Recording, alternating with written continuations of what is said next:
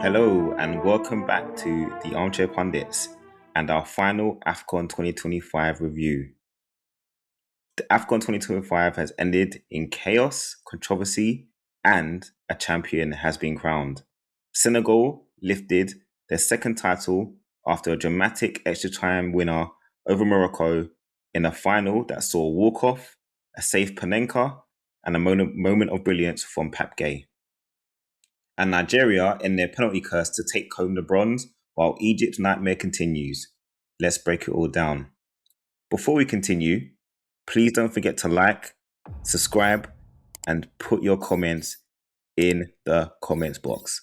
Honestly, we will read out comments if you leave them. So please continue to give us your thoughts, your player of the tournament, any of your thoughts about the final and the controversy that led to the end of the game. Okay, before we move on, we're going to do one of our favorite segments, which is Guess the Player. So over to you, James. Who is the Guess the Player for this week? Okay, this one shouldn't be a hard one. It's a quick one. For the last show for AFCON, I'll do a quite simple one. Not many clubs. So first started for Olympique Lyonnais. Then he went to West Ham on loan. Then he went back to Olympique Lyonnais, but no point at there. Then he went to Tottenham. Then he went to Sevilla, and then he ended up at Beijing Guan. Ooh. In China. I think I know who it is. You ready? Mm-hmm. Yeah, spill the beans. Kanate? No, you didn't say it right, but you're getting the right person. Frederique Kanute. Listen, you got to give me grace, bruv. You know who I am on this show. I know. That's why I said, that's why we gave you yes. I already said no. You meant, bro. That's as close you're going to get with me, man. You know, even I didn't catch that at first because I was. They said Federico as well, you know. Federico Kanate. Indeed, it is Frederique Kanute. Good job. Cool. All right, over to you, Leon. Thank you, James. Now, back to the final. And Senegal ended up winning 1-0 over Morocco in extra time. And the final had everything: tension, quality, controversy.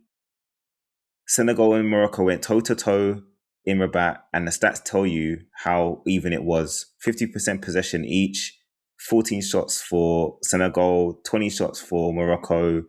Both sides defending like their lives depended on it. But the story of the match has got to be the chaos towards the end of the game and in stoppage time of the second half.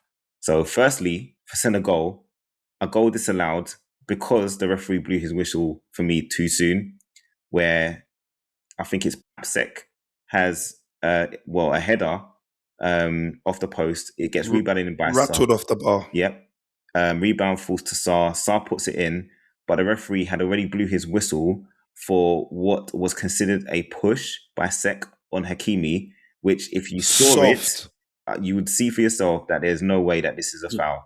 And it's a joke decision. Hakimi goes down real easy, which Moroccan players have been accused of doing quite a few times in some of the other games in the tournament. But honestly, if the referee at least allows play to continue before he blows the whistle, it gives VAR a chance to have a look. But because of that, it doesn't. What was your perspective, Lamont? I mean, to be honest with you, first of all, they were unfortunate for it not to just go in straight from the first header from Sek, but the referee already had his hand in his mouth as soon as the corner started floating in. So he wanted to give something, and he was looking for any reason to give a foul away in that moment. It's pretty obvious. Hakimi just weren't strong enough. He just weren't strong enough in that moment, and he'd be very disappointed with himself. Don't get me wrong. When he went to ground, the first thing he did was remonstrate and look towards the referee. But outside of that... But that's because he's gone in it. He's like, oh... But he went down easy, and he was the one who initiated contact in the first place. He put his arm out first.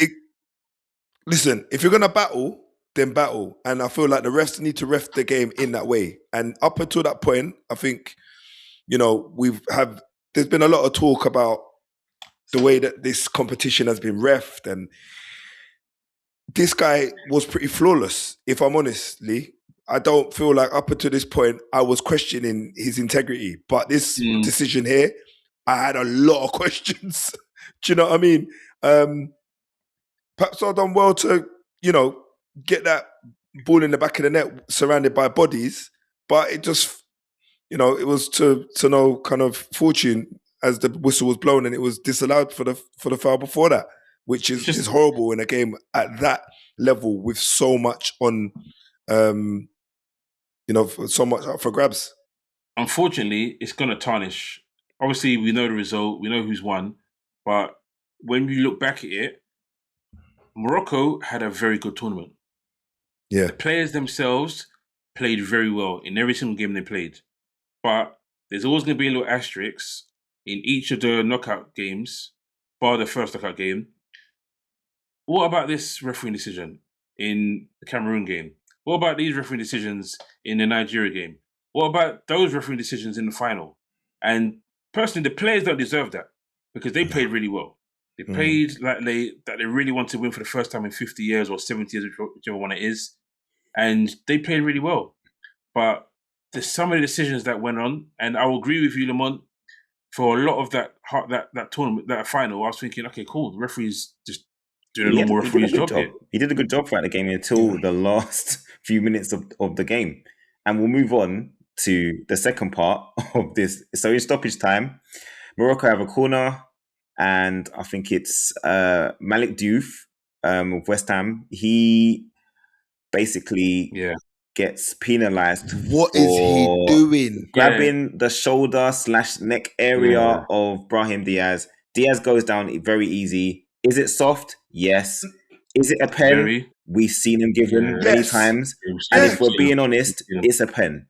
Yeah, it's a pen. Regardless of what happened previously with Senegal's goal getting disallowed, that is a pen. 2 wrongs don't make a right. 100%. It doesn't. And as a result, Senegal have protested. They've even left the pitch. I don't mind that. They've all left the pitch. Why don't you mind that, James? Because it's tarnished a little bit. It has tarnished it, but in their thinking, you know what? If they're going to win it like this, then cool. Just give them we won't play. Give them the 3-0. Let that be a win with asterisks because we've been done over here. A clean goal that should have been given. And obviously VAR can't intervene, as you've already said. Mm-hmm. So I didn't mind if you're going to go off, stay off. But James, doesn't that tarnish AFCON and CAF it possibly as a whole? It possibly does. But, bruv, it's been tarnished. It's been tarnished already because most people are talking about the refereeing decisions in consecutive games. Nigeria game. Before the final. No, before the Nigeria game. Yeah. Before that. So there's already been tarnished by very poor refereeing decisions throughout the tournament. Yes, this makes it look worse on Africa as a whole. But like I said, if you're going to make that decision, then stay off in it. It doesn't look good. I'm not saying it looks good. But I can see why you're going to be that irate to do that because they felt they're being robbed. They saw it. And they were even speaking to their manager. The Moroccan manager was saying, but what can we do? He blew the whistle. There was no, he was saying he was talking to Sarr, I think it was. No, to Bagsman. He was talking to Bagsman Jackson. Yeah. He was like, listen, he blew the whistle. What can we do? I don't know what happened here with a penalty, but he pulled his shoulder, but he's blowing the whistle. Once he blows the whistle, you scored after the whistle was blown. Yeah. So there's nothing we can do about that. So I think, I give credit to Mané. You're fair play to Mané because he's the only one that stayed on the pitch. He tried to get his team back because, realistically, they can't really they can just duck out, and that would have been a process. And it would have been defaulted 3-0 if they didn't come out. Yeah, they probably would have got banned as well. But he remonstrates with his team to come back out. And to be fair, they come back out, and the penalty is given, and Brahim Diaz, the player who's been fouled, steps up and decides to take a Panenka. And it is one of the worst Panenkas you ever seen in your life. And a Panenka always looks bad when the goalkeeper reads it. But it was very strange because at first I thought he'd done it on purpose. And I said that to you guys in the group. Yeah. It felt like he's done it on purpose because, one, The Panenka so badly executed is one of the reasons. Secondly, Yeah. Mendy doesn't even look like he's even going to bother dive. So it's like, was there some kind of arrangement that we don't know? But Yeah. I think he's just decided to take a Panenka, bro. Yeah, the way Moroccan players responded by falling to their knees, couldn't believe what he's just done. It tells me that it wasn't planned. But honestly, what was he thinking? Brother, you have lost your mind if in the AFCON final, after all the controversy and it taking about 10 or 12 minutes for them to get to that point, you're going to decide not to put your laces through it. Yeah, that's the first thing. Can I say the second thing? Why is he taking it and not Hakimi? He's a penny taker. Why is the skipper? Why is the skipper in that moment not deciding to be the leader and putting his foot through that? He is the set piece specialist. Brahim Diaz is a penalty taker. Yeah, but Hakimi is the set piece specialist. Bro, I don't remember seeing Hakimi taking penalties, bro. I'll be honest. Mate, he's not taking penalties at PSG. Who's he taking penalties ahead of a PSG? There's people ahead of him. But the thing about it is, for all the other set pieces, he does it all. Yeah, that's different, though. Penalties are different than free kicks. Bro, you can't compare free kicks to penalties, bro. I hear what you're saying. No, but I'm saying he is a penalty taker, bro, normally. Yeah, and he's already taken 2 in his tournament and scored them. I hear it, bro. But after all the controversy and all that kind of back and forth, I feel like, Hakimi had to realise that there's a lot riding on this. And after all of everything that's going on, he needed to step up and just put his laces through. I'm not agreeing with that. I'm not. Bro, no way. The guy, he's not gone and skied it. He's not gone and hit the ball wide. Bro, if you put that in the bleachers league. He's made a decision to take a Panenka, bro. Decision. He's made a decision to take a Panenka. He's not tried to take a normal pen under pressure. If you're feeling the pressure, what's the penalty that you don't take? A Panenka. Yeah, you don't think, let me just go and make the goalkeeper look like an idiot and place it down the middle. He's literally taken a Panenka. If you are nervous, that's the worst thing you could possibly do in that moment. It's worse. It's arrogance. 100%. When you take a step back, it's arrogance. He's thinking, with all this madness, I'm top goal scorer. If I Panenka this, I'll be the person that brought the AFCON to Morocco for the first time ever. I've been doing this, I've been doing that. Let me Panenka it. Let me make my name up there in the lights. Let me be the one. And he finished himself. Honestly, it was one of the worst decisions I've ever seen to decide a game. So he's missed it, and Mendy's read it. Yeah. Whether there was some intuition. Before you go forward, credit to Mendy. It's not nice to do it, but the antics, the going back and forward, there's a long time between the penalty being given, the players going off the pitch, the protesting, then Mendy's come out and he's playing mind games and he's got a yellow card for it, still playing mind games.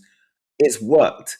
But ultimately, Brahim has decided to take a Panenka. He's missed it, Mendy saved it, and we go into extra time. Yeah. And in the 4th minute of extra time, we've had the goal to decide a final. And it was an absolute stunning goal from Pape Gueye, who cuts inside, drives past 2 players, and fires a strike straight into the top corner. A brilliant strike from him. And you have to say it was a goal to win a tournament. Yeah, it was. He told Kimi, get off me, bruv. Yeah, he was trying to put him, get off me. No, innit? Yeah, brilliant strike. I mean, he had a sighter. I think he had a sighter in normal time, and he kind of mishit it. Yeah. And I was thinking, you got to do better than that, and he definitely did. Do you get what I'm saying? And you know, I like the fact that Sadio Mané got the pre-assist, if that even counts for anything these days. Unfortunately, he didn't, man. He didn't extend his records. Do you get what I'm saying? It would have been nice to see a little double for him to just see himself out of the AFCON competition and raising the trophy nice and high. But if I'm honest, even though you got all the controversy with all the refereeing and stuff like that, you have to still give credit to Morocco. They conceded 2 goals in this whole tournament, bro. Yep. That's good work. And hopefully they can keep this level now going forward. And some of the players that are on the fringes of, now going to pick national sides that they consider AFCON as being like a level competition where they can go and make a name for themselves and represent a country that really would respects them and will play them. Do you get what I'm saying? I feel like they really do need to kind of look at building from here, you know, taking away from the you know, shenanigans in the last minutes of the final, but just the tournament as a whole. But just going back 1 minute, is it Bono, the Moroccan keeper? Mate, he made a double save at 1-0, right? And I was shouting because I was thinking, how do you miss that sitter? I was with you. How do you miss that? And then when they panned the Tanganga around, he makes one save, and then he makes another glove save off the striker's foot to put it wide. I could not. The referee thought it was a goal kick. He thought he just missed. Yeah. Did he? Yeah, because it wasn't even like a save. He actually hits it. So he doesn't even save it. He actually gets He gets the ball first, so the player miscues it because he glances the ball first before he gets there. Yeah, it was a great quality. Save the tournament. And he arguably was the keeper of the tournament, really. Him and Mendy were outstanding. But Bono, from what I saw in some of the games, some of the saves he made really, really kept them in it. So it was 2 goals conceded, hard competition, Leon. I mean, says it all. He's one of the best African goalkeepers out there. So no shocks. Any save pens? No shocks. They'll be obviously licking their wounds. They'll be hopefully Brahim Diaz is allowed to step foot in Morocco one day again. But they'll. I don't know how he's leaving. I just hope he's not in a body bag. I'm sure. Do you know what I'm saying? I don't know how he's leaving, boy, because it's going to be dangerous stuff for him going in the trenches of Marrakesh. He can't even do Mourinho because if you put him in the dirty clothes basket, it's the Moroccans that are going to be pulling him out, bro. No, probably put him into an aeroplane and leave him in there. Yeah. No, honestly. I mean, having said that, Senegal will worthy winners, especially, especially how James called it. He did. The lead up to. He called it. Yeah, he did. From the jump, he did call it. But in terms of just them getting prepared for this final, there were, and I don't know if you boys heard it, there were some sniggers about the way the training pitches were organised and, you know, where Senegal were told they need to train against where Morocco was training. Yep. There was a distinctive difference in the quality of the environment. Of course there was. I don't know if that's the right turn of phrase. I don't know if you guys got more on it because I know I read something about it. Not even that. When they arrived and there's no security. So when they arrived and came out like into the airport area, there were just Moroccan fans all over the stairs, all down the stairs, and you're seeing them coming down, and it's just pure Moroccans just there. There's no one segregating them. And I saw a report how the training pitches went to stand in, like you said already, but they were telling them to train on the pitch near where Morocco were going to train. So Moroccans can just watch them train before a final. And the kind of madness is that. So if obviously these are reports, if that is true, then that's a bit underhanded. It is a bit underhanded, but we say if that is true because a lot of things get said. But the thing about them coming out, I saw the pictures. I saw them coming down the stairs and no security around them whatsoever. But it's mad. It's mad. But you are right. It has been a good tournament. It has been a good tournament. And I'm looking forward to 2027. Yeah, which will be in the summer, which will be different. And no one should be moaning. No clubs can be moaning because their players will be gone because it will be during the summer. So we'll look forward to that. I think it's in Rwanda and Kenya. Can I just ask? I'm going to ask you guys one question each, but it's going to be the same question for you both to answer. It's going to be a bit off cue. So, Leon, what is just your most memorable thing about the AFCON tournament? My memorable moment is probably Mane's goal against Egypt in the semi-final, in the battle against Salah. That, I don't know, it's just a typical Mane finish. It's quality. The keeper had no chance, and it was that moment. So I'm going with Mane against Egypt. So my memorable moment was Mozambique. They recorded their first ever AFCON win. So I was going to be biased and say Nigeria's performance against Algeria in the quarterfinals, but we've done that before. So Mozambique's first ever AFCON win. And who was that against, James? Gabon, 3-2. And what happened to Gabon after that? Oh boy, they got disbanded. Yeah, literally. Mate, the whole wholesale team got changes, disbanded. boy. Oh, man. And Sudan produced a surprise of competition when they beat Equatorial Guinea 1-0. Well, They don't win many games.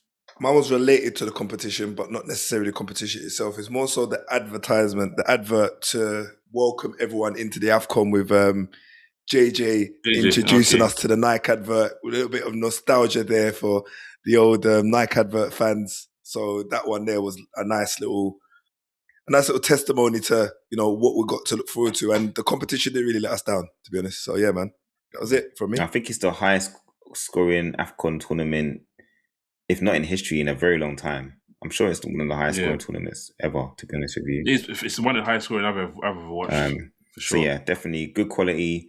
There were a few cagey affairs, but for the most part, there were goals. And that's what you want to see in games. So yeah, long may this continue, and hopefully AFCON continues to go from strength to strength. Yes, sir. But yeah, congratulations to Senegal. But we won't skip that there was another game the night before. Third and fourth place playoff between Nigeria and Egypt, which was an enthralling contest, which ended 0-0 and went to penalties. And Nigeria ended their, I wouldn't say penalty hoodoo, but they've lost the last two shootouts, finally getting a shootout win, 4-2 on pens. And a certain Mo Salah was one of the people to miss a pen for Egypt. So, James. And what this blame Salah? No, of course we won't. There's a Man City player also in you know this is AFCON review, yeah? Yeah. What do you call it? Mamouche missed one as well. So obviously, penalty. The game itself was what you'd expect. Third, fourth. It's never really the best game. It's always a bit dry. Egypt are always playing passive football, man. Yeah, and Egypt doesn't help things. Chukwueze comes in, Dele Bashiru comes in, Onyedika stays in, Moses Simon comes in, Onyeachu comes in, and he goes 4-4-2. Funny enough, so it was drab. It was drab. Got to penalties. Dele Bashiru misses, and I'm like, come on again. And then I'm thinking, okay, Salah's coming up. Salah misses. I'm like, oh wow, okay, that's not a way to end the tournament. He misses. Then obviously we score our next penalty. And I'm thinking, okay, cool. That's all good. And then Mamouche misses. Then after that, we score all our penalties. And the only question mark I had was, why did Lookman feel happy to take the penalty now in the third, fourth, and not in the semi-final? Mm-hmm. He takes the penalty here, the winning penalty, ironically, and wins us the tournament. Wins us the third place, which we've never lost. We've got 100% record in this third place playoff. But yeah, mate, that's a heck of a stat, by the way, James. That's a heck of a stat, bro. Yeah, bro. Hey, man. But Osherman didn't even start, did he? Osherman didn't even start. Oh, he didn't even come on neither. He didn't come on. There's no need. He came off injured, didn't he? Yeah. I think he came off injured. So it just gave our guys a chance as well, to be fair, to get their minutes up. And listen, I'd rather come third than fourth. Does it make a big difference? No. But you always it's playing for pride. Leave. Yeah, you leave on a high. You leave on a high. Because obviously they would have been very disappointed with their performance in the semis, although they will feel an element of injustice. You know, going out with a win, regardless of whether it's on penalties or not, it's going to feel much better than going home on that semi-final defeat. So, fair play to Nigeria, third place. Now, team of the tournament. I scoured through a lot of the sites and the ratings to produce what is considered to be the team of the tournament.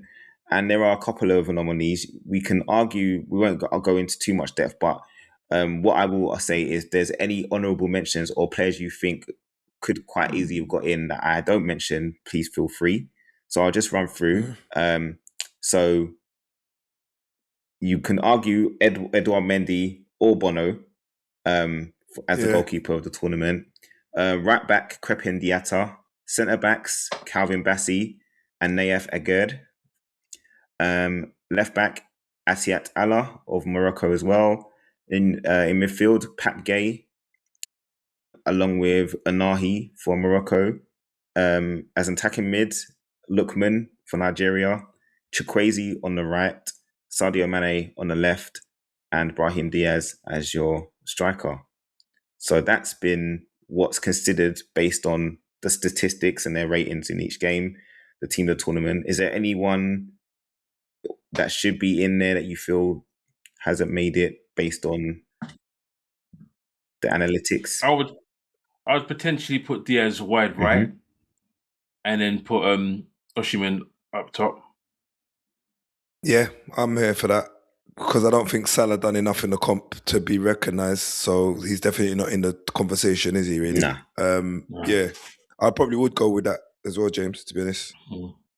And I don't think I'm not sure if he was better, but I thought Bruno for Nigeria had a good tournament at left back. And right back, you said it yourself, Samuel. Right, Samuel had a very good tournament. Had a very good tournament. So I'm not saying it should be in there. was fantastic and he played well. And so was Hakimi, but Hakimi didn't play enough games. That's the only reason why Hakimi probably doesn't make it, because once he did, he was outstanding. It was like he didn't really miss a beat. So, but no, what I will ask you is for your player of the tournament. I'm not going to go team of the tournament because realistically, the team of the tournament is Senegal. You can say maybe a surprise or who you were impressed with aside from the winners. But honestly, who's your player? Who would you say is your player of the tournament? My boy Sadio. Breaks the record for goals and assists in African nations history. So he actually gets the official player of the tournament as well. And I don't want to. I'll say the last bit before when you say yours, just in case. No. To be honest, it's money for me too. He even lifted it. They gave him the respect to put an armband on and to lift the trophy. Koulibaly let him lift the trophy after doing a John Terry and putting his kit on. And he's put so Koulibaly. Yeah, fair play to Koulibaly because he obviously missed the final due to suspension and has allowed Mane to do the trophy lift, and it was a touching moment and brilliant for Senegal again. He didn't want to do it as well. He's so humble. You can see that's he didn't what I was want to say. do it. I literally was going to say that he's such a humble person on the pitch. You can even see he's got so much humility and so much integrity as well, man. Even when the players went off the pitch, he was talking to the officials, to the ref. Yeah. Everything looked well-tempered, if that makes sense. It didn't really look like he was losing control. So, yeah man, it's got to go to Sadio for me, man. He was an unsung hero. He was a hero for Senegal, and I think he'll be recognised for that for years to come. Cool. Well, thanks, guys. If you guys have your own opinions on who your team of the tournament was, who your player of the tournament was, and who you think, or what was your favourite moment of the tournament, please leave a comment and let us know. Don't forget to like. Don't forget to subscribe. Thank you for joining us once again. James, Monts, thank you for joining us. Senegal are the champions again. Nigeria take bronze. Morocco falls short. But AFCON 2025 delivered everything. So for us and our 2025 coverage, or 2020, even though it's 2026, we are out. Until the next time, stay tuned.